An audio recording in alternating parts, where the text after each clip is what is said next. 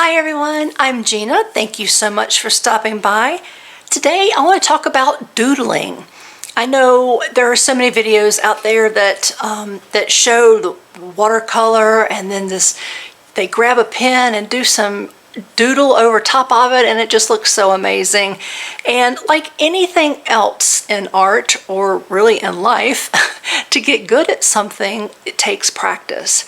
And so that's what I decided to do. So where do you practice? I have pages and pages where I'm playing around, trying, new techniques, new brushes, new paints, and I've just got so much. So if you have pages like this where you're just playing around and you still have them, these are the perfect practice arena for you to learn how to doodle. And that's what we're going to do today. So grab some old pictures, some old things you've created that you're maybe not so fond of. Grab some pens and let's get doodling. Before I start on a new page, I wanted to show you what I did earlier. This was, one of many pages, as I've shown you, where I was just practicing with some watercolor, playing around. And I took the page and I grabbed some pens and I just started to practice my doodle. And so all of the black marks, the pen marks you see, what was my doodle fun, my doodle playtime. If the ink is dark, the black doesn't really show up. So I've got some white gel pens that I broke out for those. So it doesn't have to be just a black marker. You most certainly can get a white marker and play around with that as well. But this is just an example. If you had seen this page before, it was just totally blah. I mean, there's just forms that didn't look like anything, and like these were just, I don't know what they were just little marks. But doodling is just fun, it's relaxing, it helps to stimulate your brain, and it definitely increases creativity. If you want to do something kind of arty and creative, just start doodling. Okay, so I am going to pull another page like this, and as you saw, I had a lot to choose from, but what I liked about this page was the variety of shapes. And so that's kind of what I want to find. Okay, I think I'm going to use this one. And this has, a variety of different shapes on it, and that's the main reason. Bring you in a little closer. Now the pens I'm using today, I'm going to use these pens, Inkline pen from Kingart. I have the bucks right here. And these are archival permanent. They won't smear or smudge. But it's great if you can to get a pack that has a variety of nib sizes, because that comes in really handy. Sometimes you want a big thick line and sometimes you don't. Those are the pens I'm going to use. I do have a few Arteza white gel pens in a couple of different sizes, so I may break out and use some of those. But I'm just going to start, and what I did on this page, I did more like a contour doodle, where I kind of went around the edge of the color that I saw. You don't have to be exact and go around just the edge of the color. I mean, I was doing it fairly quickly, so you definitely don't have to worry about it. This is a very low stress exercise and activity. But that is a good example of what I call contour doodling. I'll show you an example of what I consider to be expressive doodling. And it's just a free-for-all. Ink was put down in no shape at all. And you just grab a pen and you just look at the colors and see what comes out and just draw what comes out and what reveals itself to you. And it's just kind of wacky shapes and just kind of craziness. It's just where you let your imagination go crazy and express your creativity. So to me, this is an example of like expressive doodling. And I could work in some expressive doodling, but I tend to do like the contour doodling when I'm doodling over something that's a specific shape, like a flower. I think this part I'll probably put to music simply because it's just kind of a relaxing activity, and it's kind of hard to get into that zone if you're having to talk your way through everything. So just kind of sit back and watch. I did just take a picture, so it'll be interesting to see the before and the after, or once I've completed it. And I hope you enjoy it.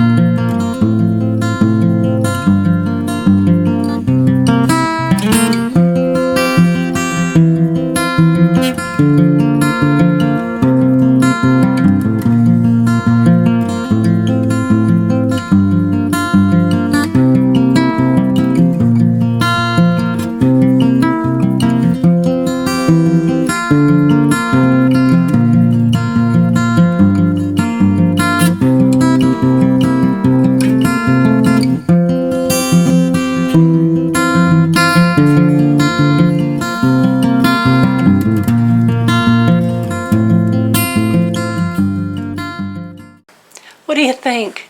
Doesn't that make a huge difference? I mean, I turned something that, it was okay, but kind of like whatever, into something that just is interesting to look at. I just think it's so much fun, and it adds so much to the picture. I'm going to keep going. Let's do another one.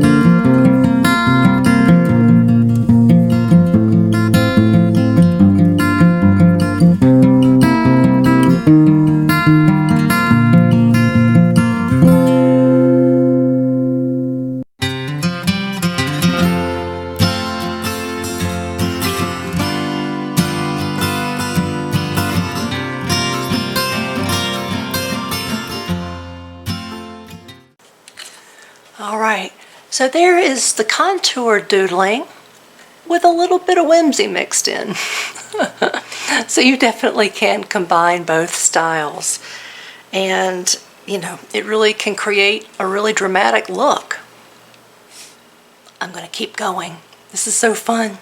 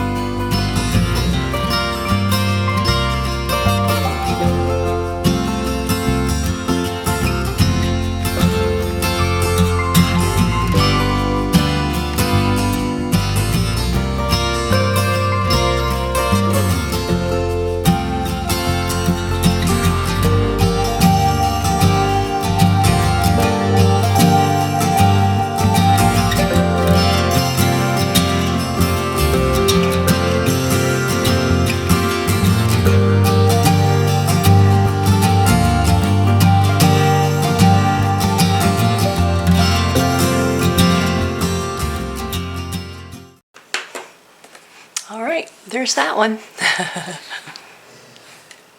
See, there's just no end to what you can do. Here I go again.